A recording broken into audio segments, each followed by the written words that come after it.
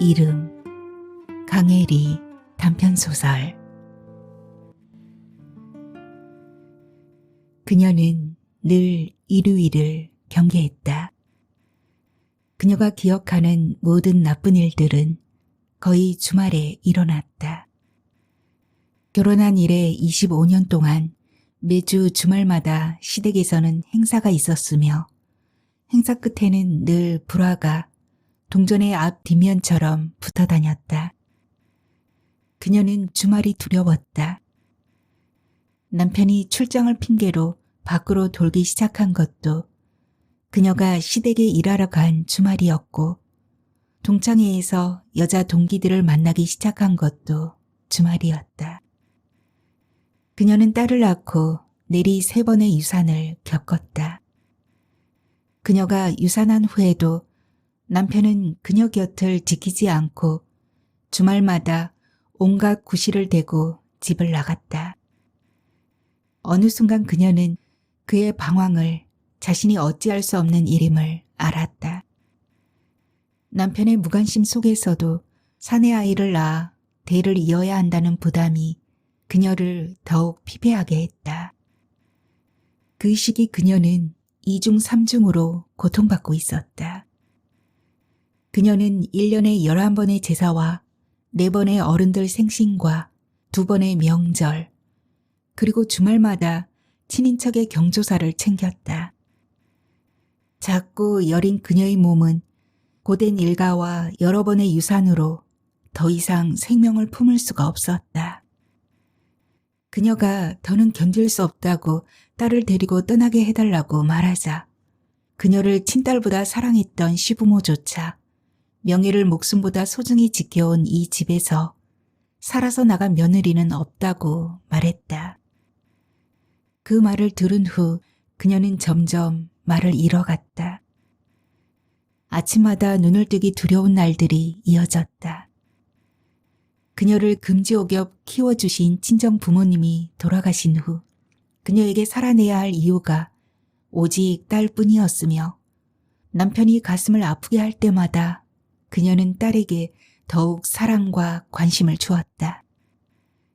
사랑을 과잉으로 받은 아이는 점점 이기적으로 성장했다.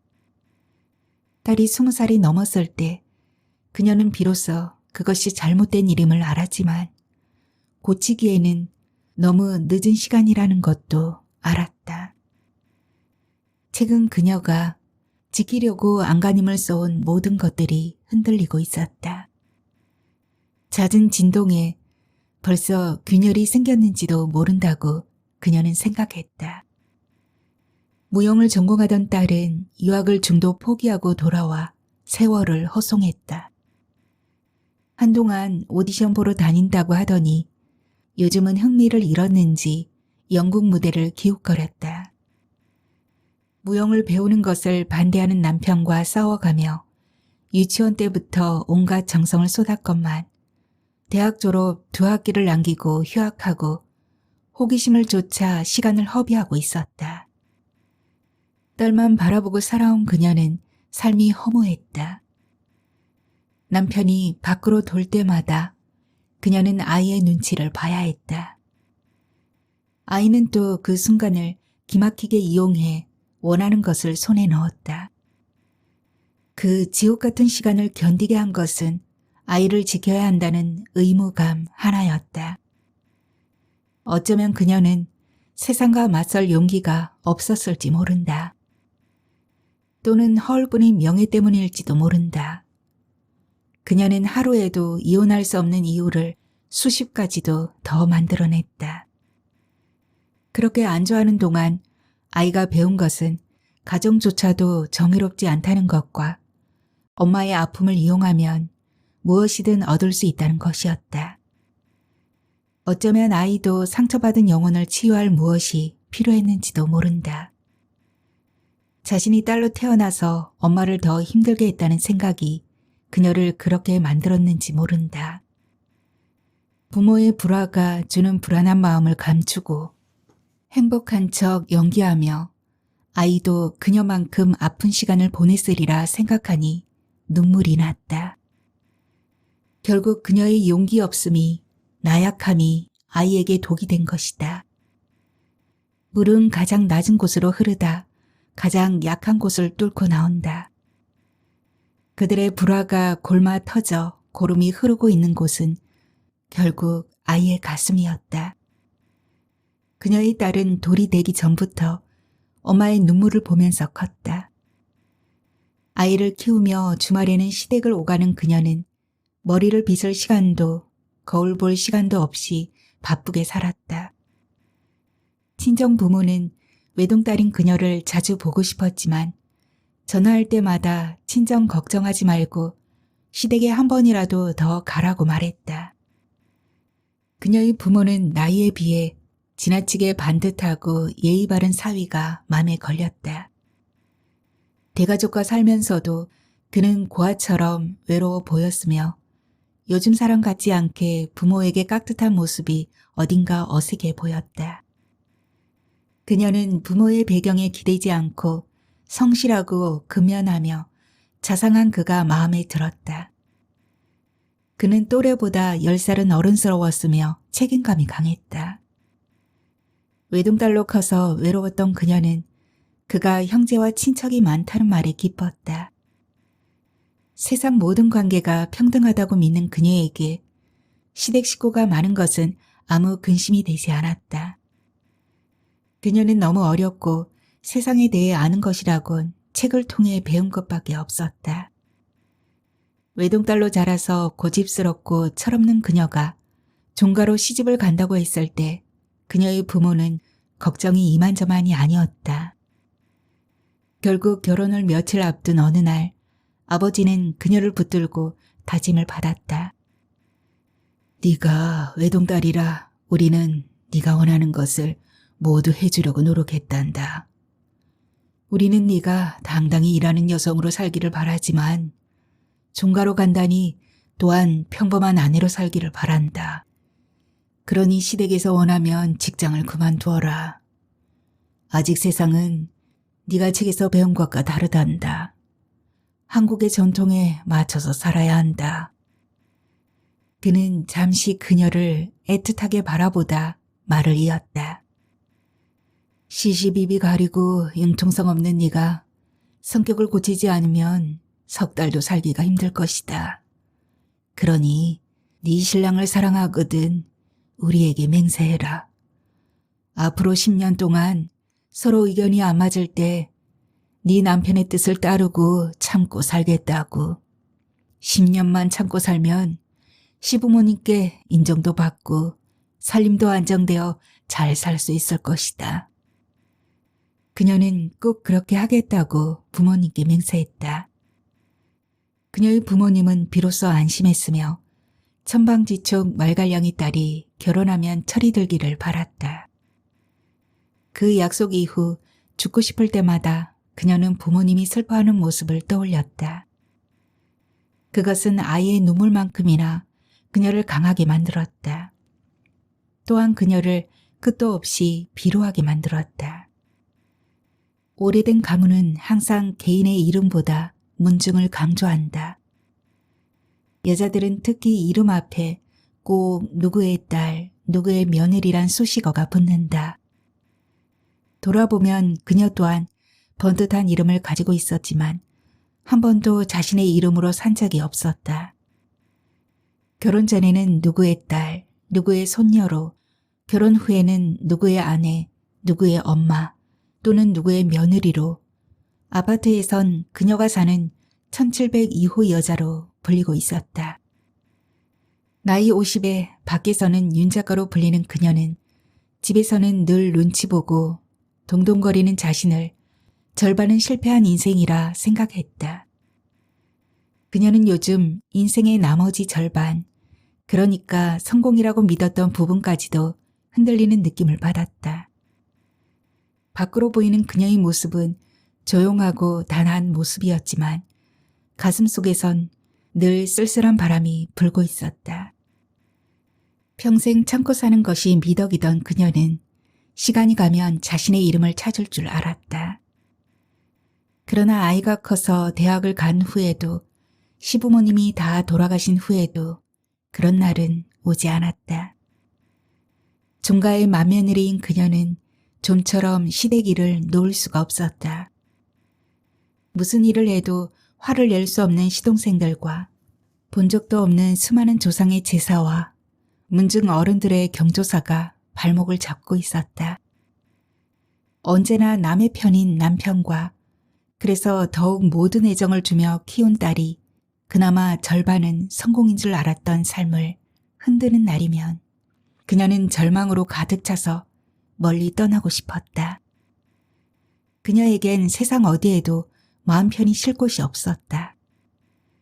남편이 군림하는 그녀의 집은 그녀의 책상 하나 놓을 공간도 허락하지 않았다. 그녀는 늘 거실에 밥상을 펴고 남편이 없는 시간에 글을 써야만 했다. 간혹 원고라도 밀려 마감 시간이라도 촉박해지는 날, 가족들이 잠든 사이 거실에서 글을 쓰면 새벽에 잠이 깬 남편은 어김없이 불을 꺼버리곤 했다. 간혹 철없는 딸까지 가세해 작업 중이던 노트북에 전원을 끄곤 했다. 그럴 때마다 그녀는 25년간 헌신한 가정에서 홀대받는 처지에 비참함을 느꼈다. 처음 글을 쓰는 것을 그녀는 가족에게조차 알리고 싶지 않았다. 소설가로서 그녀는 현실과 다른 삶을 살고 싶었다. 그래서 필명을 들고 문단으로 나갔다. 그녀가 쓴 필명은 세례명이며 또한 어머니가 부르던 아명이기도 했다. 그 이름에는 사랑받는 여성으로 살기를 바라는 어머니의 염원이 담겨 있었다. 그녀의 어머니는 딸에게 세례명 율리아나와 비슷한 발음인 유리로 예쁜 한글 이름을 지어주었으나 그녀가 태어날 당시 한글 이름은 등록할 수 없었다. 유리를 한문으로 옮겨서 올릴 수 있었지만 그녀의 아버지는 전통대로 음양 오행을 바탕으로 장명소에서 거금을 주고 가문의 돌림자가 들어간 이름을 받아왔다. 그녀는 엄마의 의도대로 집에서는 유리로 불렸지만 인일곱이 되어 유치원에 가게 되자 윤영화란 이름에 묻혀 아명은 잊혀갔다. 영화라는 이름에는 아마도 딸이지만 외동인 그녀가 가문을 일으켜주길 바라는 아버지의 염원이 담겨 있었을 것이다. 그녀가 세례명을 필명으로 쓴 이유는 더 이상 주변의 간섭을 거부하는 당당한 주체로 살고 싶어서였다. 그 이름에는 하늘의 세례를 받은 나를 더 이상 인간이 흔들지 못하게 하리란 희망이 들어있었다. 그러나 작가가 된 후에도 그녀의 삶은 희망처럼 독립적이 되지 못했으며 하루 24시간 중 자신을 위해 쓸 시간은 좀처럼 주어지지 않았다. 그녀는 식구들이 잘 때 글을 썼으며 그녀의 글이 실린 책들은 제자리를 찾지 못해 종이상자에 담겨 이리저리 발길에 차였다.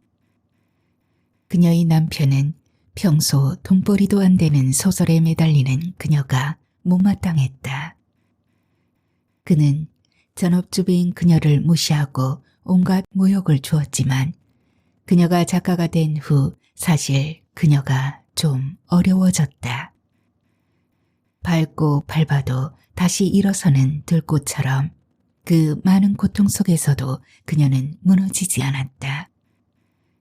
가족들의 온갖 방해에도 꿋꿋이 글을 썼으며 각계의 전문가와도 인맥을 쌓아갔다. 10여 년을 그저 모자란 사람처럼 잘못도 없이 눈총받으며 살던 그녀가 내면에 그런 재주가 있다는 것이 놀랍기도 했고 또한 그녀가 자신을 떠날까 두렵기도 했다.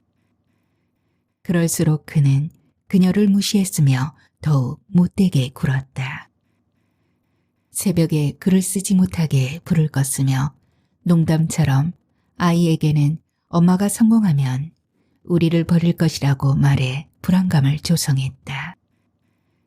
아빠에게 엄마가 상처받는 것을 고스란히 보고 자란 아이는 정말 그럴 수도 있다는 생각에 글 쓰는 엄마를 방해하고 괴롭혔다.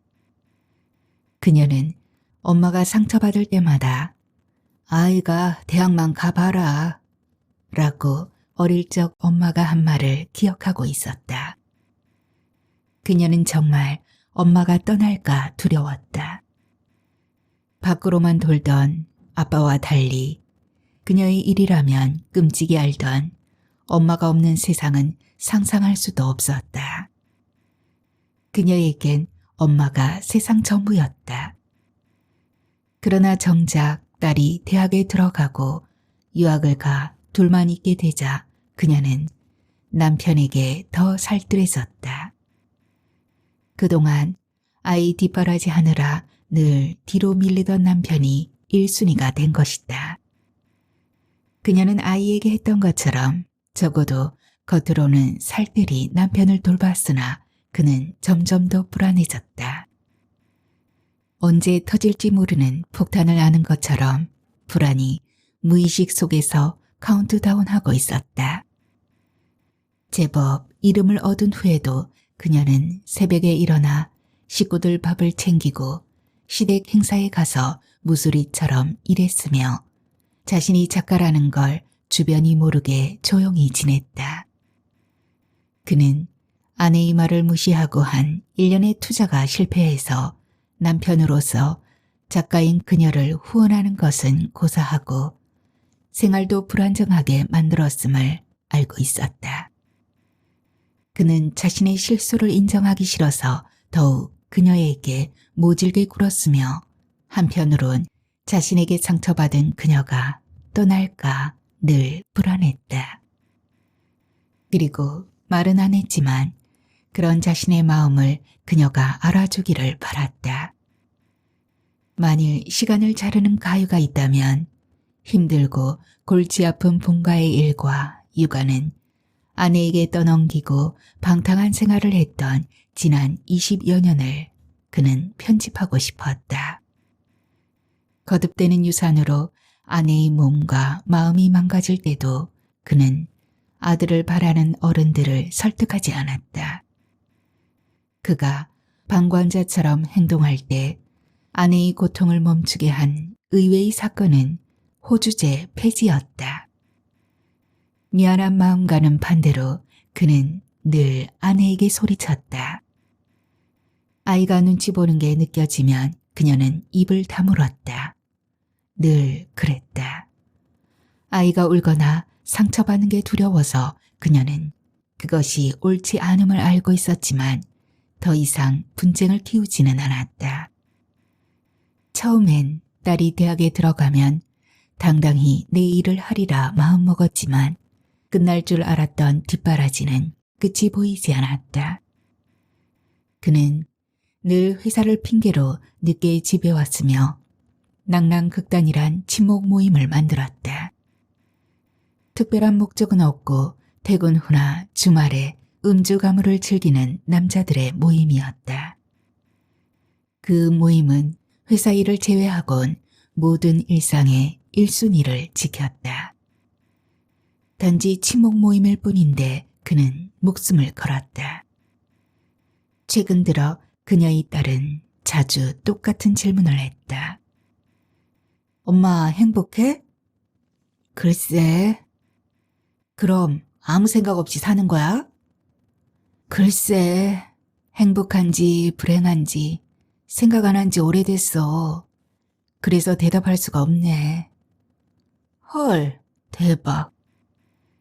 그녀는 행복해지려고 발버둥 칠 때마다 더 강한 슬픔의 공습을 받았다. 아예 그런 생각을 놓아버린 지 오래였다. 요즘 그녀는 밥도 잘 먹고 잠도 잘 자고 무엇보다 마음이 편했다. 가끔 무언가 허전하고 부족한 것을 느끼지만 그래도 이게 어딘가 생각했다. 새댁 시절부터 불면증에 우라병, 만성위염에 만성두통까지 달고 살던 그녀는 증세가 가라앉은 요즘 이만하면 살만하지 행불행이 뭔 대수냐 싶었다. 윤영화, 이 정도면 팔자 확 핑계지. 더 이상 바램은 죄가 될지라. 그녀는 거울을 보며 조소하듯 중얼거렸다. 의식은 집착을 놓아버렸어도 가끔 무의식은 생각하는지 그녀는 자주 꿈을 꾸었다. 꿈속에서 그녀는 울고 웃고 화내고 놀랐다. 눈물도 흘렸다. 바보처럼 까짓 행복이 뭐라고, 한 세상 어찌 바라는 대로만 살 수 있다고 울기까지. 꿈을 깨고 나면 그녀는 너무 생생한 기억으로 혼자 말을 했다. 그녀는 사랑했지만 타인처럼 되어버린 사람과 아무 내색 없이 잘 살고 그런 상황도 더 이상 행불행의 느낌으로 바라보지 않았다. 완벽한 타인의 시선으로 덤덤히 자신을 관찰했다. 그리고 유체이탈한 영혼처럼 자신의 슬픔을 들여다보는 것을 즐겼다. 그녀는 더 이상 세상사에 흔들리지 않는 이런 평화로움이 좋았다. 월요일 남편이 출근 후 그녀는 세상에 온 이후 정말 하루라도 나 자신으로 주체적으로 살아본 적이 있냐고, 자신이 원하는 일을 하고 자신의 이름에 자부심을 가져본 적이 있냐고 자신에게 물어보았다. 그녀의 기억 속에는 단 한 번도 그런 날이 없었다. 어릴 때는 늘 누구의 딸로 살아야 했다. 그 영향력이 다한 후에도 부모를 슬프게 하는 것이 두려웠다. 그것을 견뎌내기에는 그녀는 너무 여렸다. 결혼 후에는 아무도 그녀의 이름을 불러주지 않았다. 그저 누구의 아내, 누구의 엄마, 누구의 며느리일 뿐이었다. 작가가 된 후에는 더욱 정체성을 찾을 수 없었다. 그녀 작품에 등장하는 인물의 아바타가 되어야 했다. 그녀는 어릴 때 부모에게 그랬듯이 독자들을 실망시킬 수 없었다.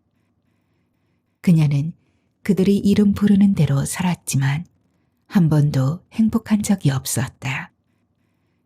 이름 속에는 늘 부르는 사람의 기대가 들어있었다. 그 이름들은 늘 그녀의 어깨를 짓누르고 등을 무겁게 했으며 발목을 잡고 놓아주지 않았다. 이제 그녀는 자신이 듣고 싶은 이름으로 불리길 원했다. 그 이름처럼 살아가길 원하고 있었다. 부모님의 외동딸 윤영화도, 장충일의 아내도, 세아의 엄마도, 리버파크 1702호 여자도, 이장댁 며느리도 아닌, 심지어 윤 작가도 아닌 그녀 자신으로 살고 싶었다. 수많은 이름을 놓는 것이 하나의 이름을 찾는 것의 시작이라고 그녀는 생각했다. 늘 싸우는 것이 무서워 피하고 도망치는 모습을 보고 자란 딸에게 그녀의 모습은 아름답기보다는 불의에 침묵하는 패배자의 모습으로 보였을 것이다. 그녀는 지금부터라도 당당히 자신의 이름으로 사는 것이 딸에게 자존감을 실어주고 나중에 큰 유산이 될 것임을 깨달았다. 그녀는 거실을 옮겨 다니며 그녀를 닮아 눈치를 볼 것 같은 노트북과 상자에 담겨 베란다에 방치된 책들과 딸방 이곳저곳에 흩어져 숨어있는 상장과 상패들, 엄마가 시집 올 때 장만해준 별로 써본 적 없는 명품 도자기들과 취미로 배우던 악기들을 거실에 모았다. 실제로 거실에 쌓아놓고 보니 그녀의 짐은 그리 많지 않았다. 하나같이 남편이 싫어하는 그녀의 물건들은 눈이 없음에도 모두 눈치를 보고 있었다. 주인이 변변치 못하면 그 물건들도 대접받지 못함을 그녀는 알고 있었다. 그녀는 곧장 작은 오피스텔을 빌렸다. 그리고 버릴 물건과 가지고 갈 물건을 분류했다.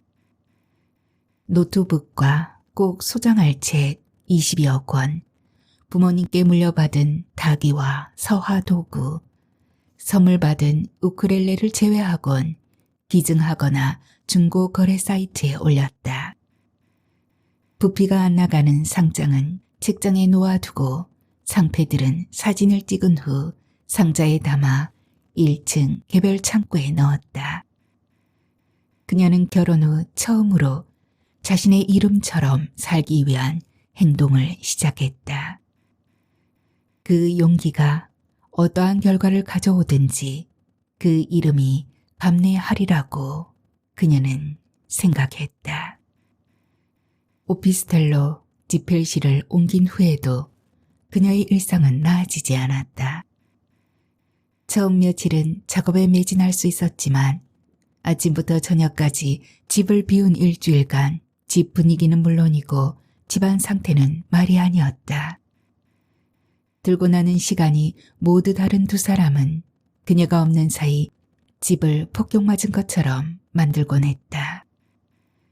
그들은 시위하듯 현관에 여러 컬러의 신발을 늘어놓고 컵이랑 컵은 다 꺼내서 싱크대에 쌓아놓았으며 식탁에는 과자 껍질과 음료수 병을 잔뜩 올려놓았다.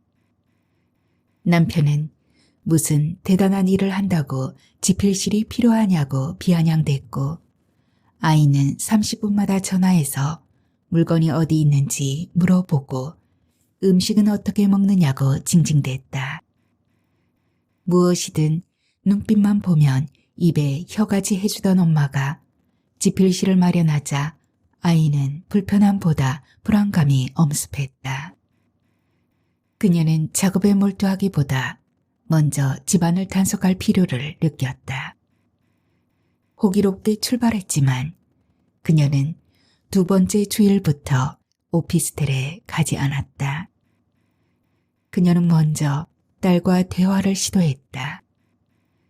평생을 헌신해서 키운 그녀의 딸은 미래에 대한 아무 계획이 없었다.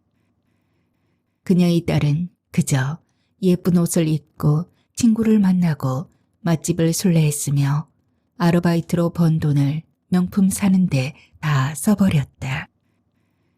그녀는 하루살이처럼 그날만을 즐기며 살았다. 아르바이트로 버는 돈이 적지 않았지만 쓰는 데는 일주일이 걸리지 않았다. 일주일이 지나면 엄마 카드를 가져가 쓰기 시작했다. 참고 참던 그녀는 벼르다가 딸을 불러놓고 차를 마시며 대화를 시도하려고 했다. 그녀의 딸은 상냥히 대답하고 애교를 부렸지만 교묘히 대답을 회피했다. 그녀는 오늘만큼은 꼭 대답을 듣고 싶었다. 그녀는 딸의 방황을 이해할 수 없었다. 처음에는 화를 낼 생각도 길게 이야기할 생각도 없었다. 살살 달래서 학교로 돌려보낼 생각이었다. 그녀는 벌써 3번이나 엄마와 대화를 피하고 있었다. 뺀질대고 화를 내고 외출했지만 언제까지 엄마를 피할 수 없다는 것을 알고 있었다. 오늘은 엄마가 그녀의 입을 꼭 열게 하리란 것을 알고 방에서 나온 그녀는 한숨을 쉬었다. 엄마랑 차 한잔 마실래? 네. 그녀는 레몬차 2잔을 타서 거실 탁자에 놓고 딸의 얼굴을 바라보았다. 딸은 공손하고 예의 바른 모습으로 차를 마셨다. 이제 말씀하세요. 그래, 너도 피하지 말고 말을 하렴. 2학기 남은 학교는 왜 안 마치는지, 남자친구들은 왜 자꾸 바뀌는지, 정말 네가 원하는 걸 이야기해 보렴. 엄마는 뭐가 알고 싶은데, 내가 말하면 뭐가 바뀌는데? 딸은 짜증 섞인 표정을 지었다. 그녀는 가슴이 아팠다.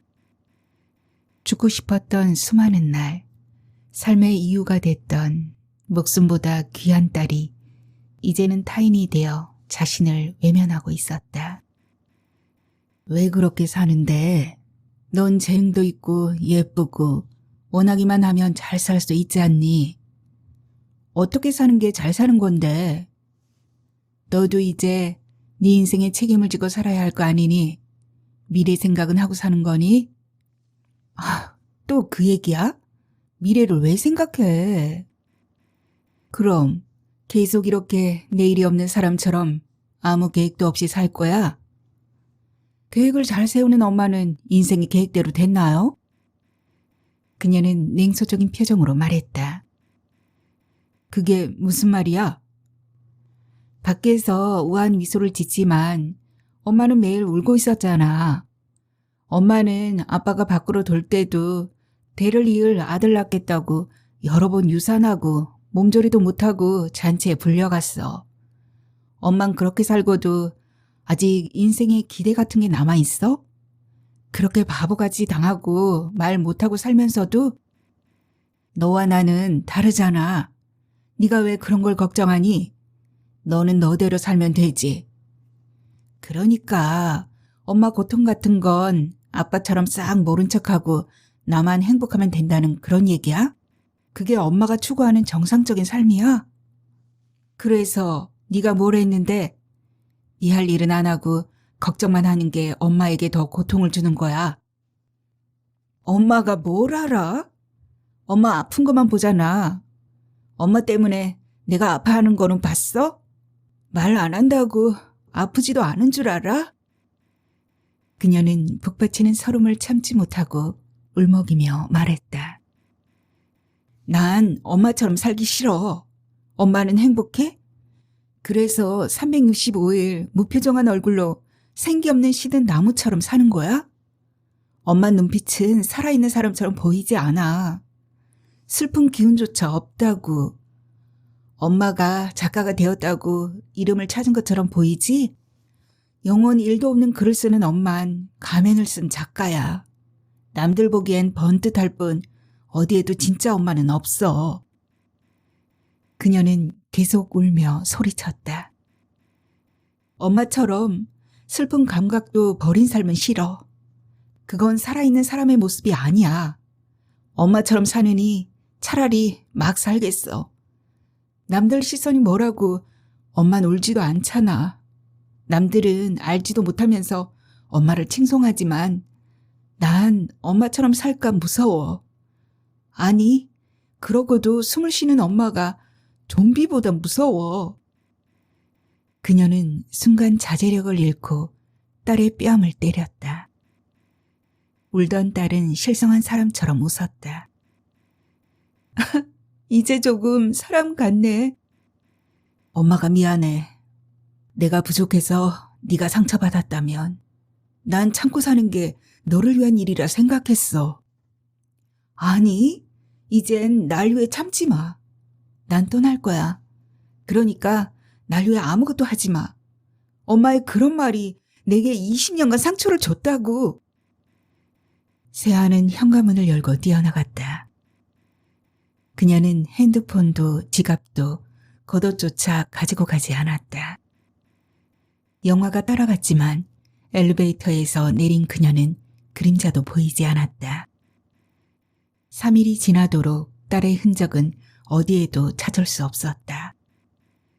딸의 친구들은 아무도 그녀의 행방을 말하지 않았다. 일주일이 지나자 그녀는 거의 미쳐 있었다. 한 달이 지나자 그녀는 문득 딸이 잘 있다는 생각이 들었다. 그때까지 아무 연락이 오지 않은 것은 어딘가 잘 있기 때문일 것이라는 판단이 섰다. 단풍잎 지는 11월에 떠난 딸은 살얼음이 어는 12월이 지나고 해가 바뀌어도 아무 소식이 없었다. 딸이 떠난 후 마음을 잡지 못하는 영화 곁을 지킨 건 남편 충일이었다. 그는 최근 10여 년간 아내가 냉정을 잃는 모습을 처음 보았다. 장모님의 장례를 치를 때도 그녀는 의연한 모습을 잃지 않았으나 딸의 가출은 그녀에게 회복이 어려운 내상을 주었다. 그는 자식의 일에 무너진 그녀를 보며 가슴이 아팠다. 최근 들어 퇴근이 빨라진 그는 따뜻한 커피를 내리며 말했다. 많이 힘들지? 한 번도 말은 안 했지만 당신이 애한테 헌신적이라 항상 고마웠어. 그는 그녀를 다정히 바라보며 말했다. 당신 내가 고등학교 때 가출했던 거 모르지? 그녀는 지금 상황에 그런 말을 하는 그를 이해할 수 없었다. 그녀가 의아한 표정을 짓자 그는 말을 이어갔다. 엄마는 결혼한 지 8년이 다 되도록 아이가 없었어. 그래서 산에 가서 기도해서 태어난 아이가 형이야. 형이 있었어요? 처음 듣는 말이네요. 신기하게도 형을 낳고 엄마는 태가 열려 아들 셋을 더 낳았지. 그래서 엄마는 형에게 잘해주었어. 연년생인 나와 형은 어릴 때 엄청 개구쟁이였지. 우린 언제나 함께 다녔고 무엇이든 똑같이 했어. 고등학교 다니던 어느 날 형이 학교에서 사고로 죽자 어머니와 아버지는 반은 실성한 사람이 되었어. 형과 이별로 위로가 필요한 어린 내게도 막말을 했지. 내까지 것들은 다 소용없다. 형만 살아온다면야 없어져도 된다. 나는 충격으로 집을 나갔어. 몇 달 만에 아버지가 나를 찾아냈지. 아버지는 늙고 여의어 있었어. 아버지는 화를 내기보다는 나를 찾아서 안도했는지 눈물을 보이셨어. 그때부터 나는 효자가 되기로 결심했지. 부모가 원하는 건 무엇이든 했어. 동생들 부탁도 다 들어주려 했지. 나는 그렇게라도 얼떨결에 물려받은 종손의 입지를 다지고 싶었던 거야. 따지고 보면 어머니도 아버지도 다 불쌍한 사람이지. 형을 가슴에 묻었으니까. 물론 당신이 영문도 모르고 내게 시집와서 큰 짐을 졌지만 형의 빈자리를 채우는 나도 힘들고 외로웠어. 이제 아버지도 어머니도 다 떠나가시고 집안의 안주인인 당신이 바로 서야 집이 바로 서지 않겠어. 당신 힘든 거 알지만 다시 힘을 내봐. 그녀는 그제야 퍼즐 조각이 맞춰지는 느낌을 받았다. 부모와 동생들을 향한 맹목적인 헌신은 형의 부재를 메우고 인정받기 위한 몸부림이었을 것이다. 모든 사람은 나면서부터 자신의 자리에 맞는 이름을 받지만 그렇지 못한 사람도 있다. 누구는 주어진 이름이 부담스럽고 또 다른 이는 격에 맞는 이름을 찾기 위해 몸부림친다. 나는 결혼 후 내내 그냥 숨이 막혔어. 엄마 부탁을 거절할 수도 없었고 당신은 언제나 화가 나 있고 동생들은 매일 사고만 치고 당신을 보면 미안한데 뭐라 말 못하고 난 설 자리가 없었어. 그냥 그 순간을 피하고 싶었어. 그는 고해하듯 말했다. 난 그냥 아버지처럼 살고 싶었어. 아버지를 존경했고 닮고 싶었지. 나는 가족을 앞세워 당신을 울게 했어. 그렇지만 부모님을 외면할 수도 없었어. 사고만 치는 동생들이 미웠지만 오히려 당신에게 화를 냈지. 가 30의 청년이 지기엔 그 자리는 너무 버거웠어. 난 그냥 당신이 현실을 알기를 바랬어. 무엇을 해결해 주기보다 나를 위로해 주고 이해시켜 주기를 바랐을 뿐이야.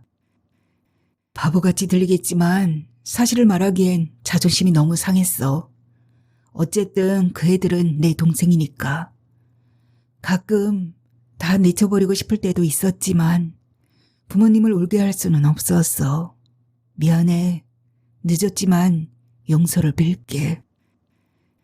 그는 결혼 후 처음으로 그녀에게 용서를 청했다. 세아는 너무 걱정하지 마. 곧 돌아올 거야. 내가 가출했을 때보다 훨씬 크고 나보다 훨씬 똑똑하잖아. 당신이 올곧게 키웠으니 마음 추스르면 돌아올 거야. 그는 아내의 눈물을 손으로 닦으며 처음으로 그녀를 자세히 보았다. 티 하나 없이 매끄럽던 피부는 잡티가 생기기 시작했고 눈가에는 잔주름이 보였다. 젊은 날 눈부시던 모습과 오버랩되어 마음이 아려왔다.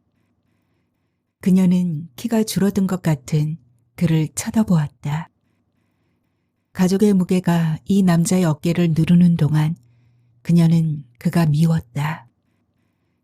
미워할수록 그가 그리워 그녀는 그를 마음에서 밀어냈다. 마침내 그를 미워하지 않게 되었을 때 그녀의 가슴은 쓸쓸함이 가득했다. 웃음을 버리고 눈물도 버린 그녀는 살아있는 화석이 되었다. 생기 없는 그녀를 바라보던 그의 눈에서 눈물 한 방울이 그녀의 얼굴 위로 떨어졌다. 그녀는 얼어붙은 가슴에서 천년의 빙벽이 금이 가는 소리를 들었다. 비로소 그녀는 엉엉 소리내어 울기 시작했다. 절대로 녹을 것 같지 않던 빙하가 무너지기 시작했다.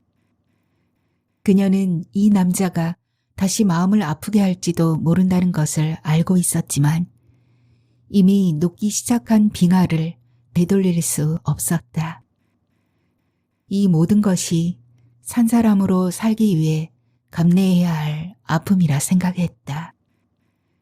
새하는 집을 떠난 지 6개월 만에 나뭇가지마다 봄을 준비하는 꽃눈이 올라올 때 돌아왔다. 짧게 자른 머리에 화장기 없는 얼굴, 개성 없는 옷을 입고 있었지만 그녀는 눈에 생기가 돌았다. 그녀는 오자마자 짐을 쌌다. 그러나 그녀의 표정은 어느 때보다 안정되고 온화했다. 딸은 학교로 돌아간다고 했다.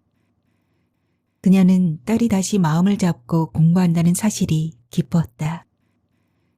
돌아와줘서 고마워. 네가 학교로 돌아간다니 기쁘구나. 그간 어디서 어떻게 지냈니?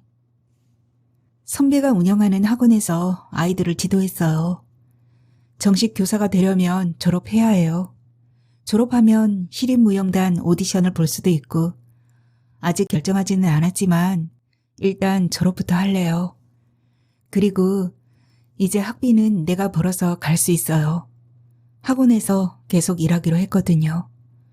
빨리 연락 못 드려서 죄송해요. 생각을 정리할 시간이 필요했어요. 좋은 결정을 내려서 고맙구나. 그녀는 돌아온 딸을 품에 꼭 안았다. 그녀의 품에 얼굴을 파묻은 딸은 어깨를 들먹였다. 엄마가 너무 보고 싶었어요. 이제 돌아왔으니 됐어. 아빠가 엄마에게 잘못하는 걸 볼 때마다 아빠가 미웠어. 그런데 난 아빠를 너무 사랑했어. 엄마는 늘 나만 대학 가면 보자고 말했었지. 그런 말 하는 엄마도 싫고 아빠도 싫었어. 난 집을 떠나고 싶었어. 그래서 유학 갔는데 집이 걱정돼서 견딜 수 없었어. 엄마가 정말 우릴 버릴 것 같았어. 그런 생각이 들면 불안해서 아무것도 할 수 없었어. 그래서 다시 돌아왔어. 엄마에게 모질게 군 건 그 때문이야. 엄마가 우릴 떠날까봐 너무 무서웠어. 어린 시절 엄마가 울 때마다 내 잘못이 아니란 걸 알았지만 내가 아들이 아니라서 엄마가 힘들어하는 것 같은 생각에서 벗어날 수 없었어. 엄마가 친척들에게 부당한 대접을 받을 때도 나는 어려서 아무것도 도와줄 수가 없었어. 그녀는 말없이 딸을 다독였다.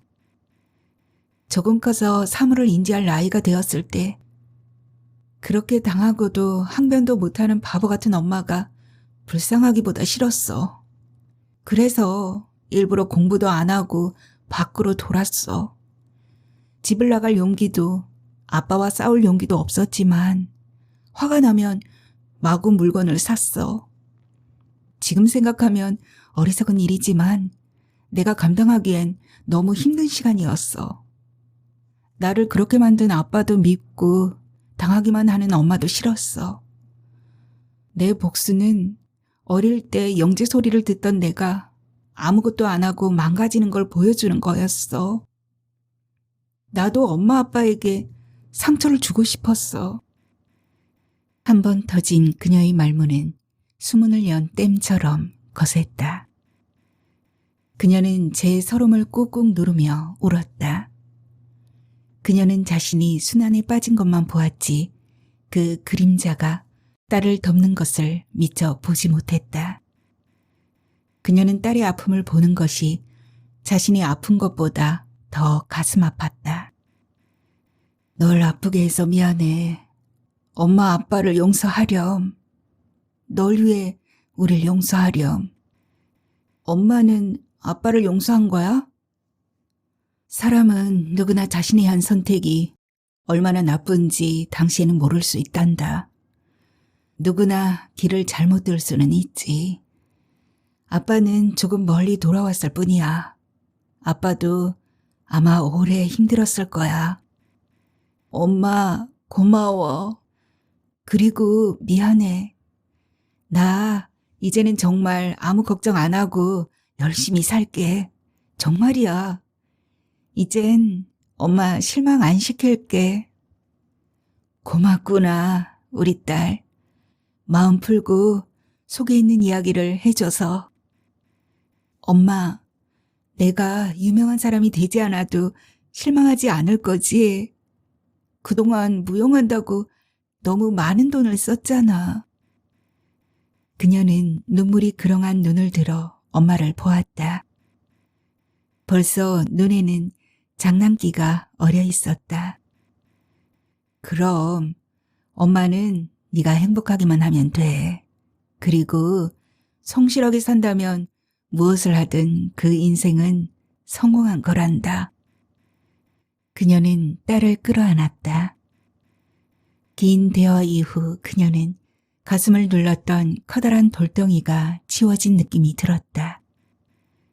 둘을 갈랐던 담벼락이 무너진 후 딸은 늘 냉소적이던 표정도 사라지고 엄마를 향해 소녀같이 해맑은 웃음을 지었다. 그녀는 혈관을 타고 뜨거운 무엇이 흘러 이미 오래전에 딱딱하게 굳어 돌이 된 심장을 녹여 다시 뛰게 하는 느낌을 받았다.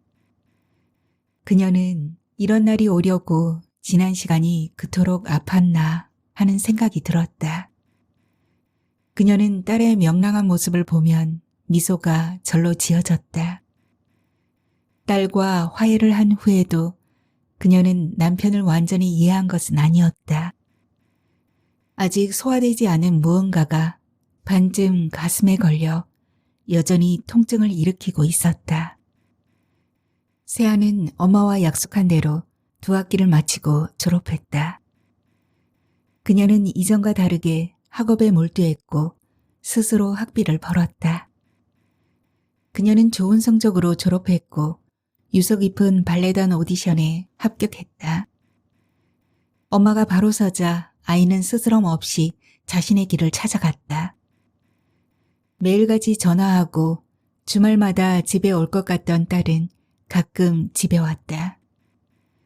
함께 있을 때보다 편안한 얼굴이었다.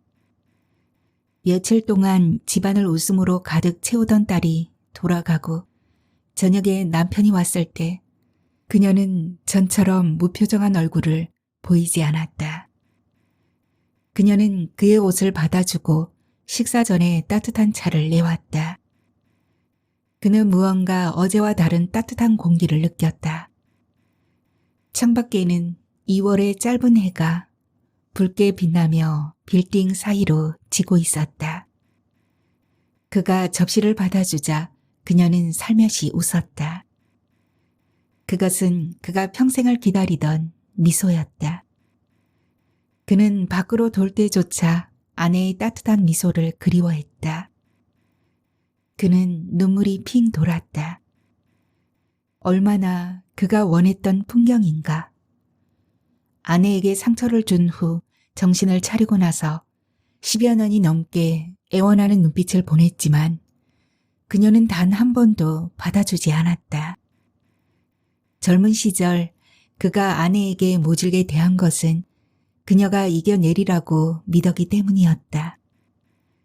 그러나 아내는 여린 사람이었다. 그는 아픈 아내를 보며 아주 오래 고통받았다. 그는 지옥이 있다면 바로 그런 느낌이라고 생각했다. 그러나 마음과 반대로 늘 거친 말로 아내에게 상처를 주었다. 그는 지금 아내의 변화가 믿어지지 않았다. 자고 일어나면 깰 꿈이 아니기를 바랐다. 도시를 뒤덮은 진홍빛 노을이 작은 주방창을 통해 실내를 물들이고 있었다. 그의 평온한 얼굴을 바라보며 그녀는 생각했다. 그녀의 이름으로 불리지 않는 시간에도 그녀는 자신으로 살고 있었으며 지레 이름을 잊은 것은 그녀 자신이라는 것을. 딸, 엄마, 아내, 며느리 또한 그녀의 다른 이름이라는 것을 인정하는데 그녀는 25년이 걸렸다. 그녀는 스스로 잊었을 뿐 한 번도 자신의 이름을 잃은 적이 없음을 알았다.